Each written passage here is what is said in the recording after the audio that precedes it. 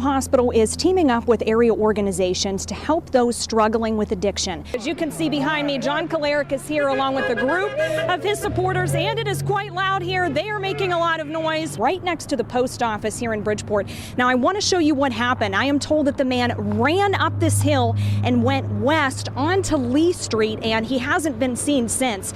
This property, which is located just feet away from Bridgeport schools, is one of the sites being considered for the construction of a new football field. 5 vehicles were involved, at least 2 tractor trailers, and there was 1 confirmed fatality. And if you follow me over here, you can see the crews just wrapped up their search for the day. They've been pulling boats out of the water and other items to assist in that search for Paige Gellner. That's when shots were fired in this alley right behind me. And if you take a walk with me, you can see that there is a playground just feet away. Now, this alley is located right behind South Huron Street. It is a busy Black Friday here at the Ohio Valley Mall in St. Clairsville. I'm going to step aside to show you what's going on right now. Hey everybody, I'm Brittany Grego, and it's time for another Jambo Pass. Joining me right now are the brothers Osborne. They have had such a great year. They were named Vocal Duo of the Year at the ACMs. Welcome back to Jamboree in the Hills. How does it feel to be back? It's good to be back. She is now in the Belmont County Jail on an active warrant out of Pennsylvania, and additional charges for this incident are pending. We are live tonight in St. Clairsville. Brittany Grego, News 9 at 6. I'm just, like I said, I'm like being held like a prisoner in my own home. David Rayner is on oxygen. Tanks sit in the entryway of his home here on West 23rd Street in Bel Air. I can't go outside because I'm on oxygen, my lungs, and I've been confined to my house since this all started.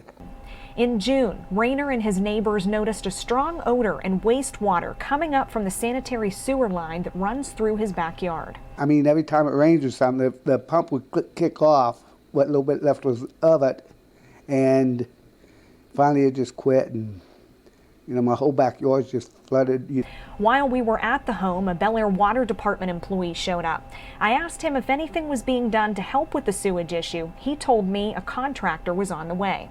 I also reached out to the Ohio EPA, who issued this statement. The village of Bel Air is required to stop the sanitary sewer overflow, clean up the spill, and place lime in the affected area. Bel Air will then need to evaluate the pump station and restore it to proper operation. I also contacted Mayor Vince DeFabrizio, who says the village has been working on the problem. Months ago, it rebuilt one of the pumps that failed and hired a company to keep the sewage down. We found the issue and we corrected it, and it's been working ever since. So I get a call today to where that lift station went down again. Now that lift station is 30 years old. He says the village recently received a grant to replace all of the equipment at the lift station, and they've been waiting for parts to come in.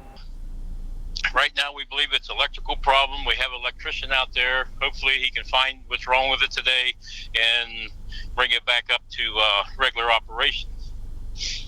But until then, we might have to call that company back in to start pumping that back down. Since talking with the homeowner, crews arrived on scene, and as you can see, the water has stopped flowing into his backyard. The mayor also tells me equipment for the lift station will be replaced soon. Reporting in Bel Air, I'm Brittany Grego for News 9. 6 years, and I've never seen no water up in here. Never, ever in my life was there ever been no floods in this area.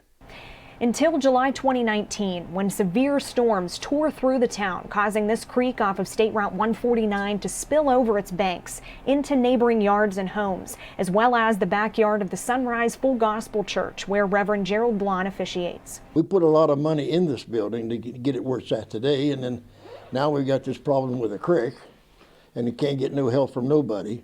Reverend Blonde's daughter lives across the street. Her yard was filled with water. She's concerned the creek will flood again as a culvert located on private property has become lodged with debris and water flow is restricted. If we get rain a few days in a row, it's bound to happen again, and it's just going to get worse and worse.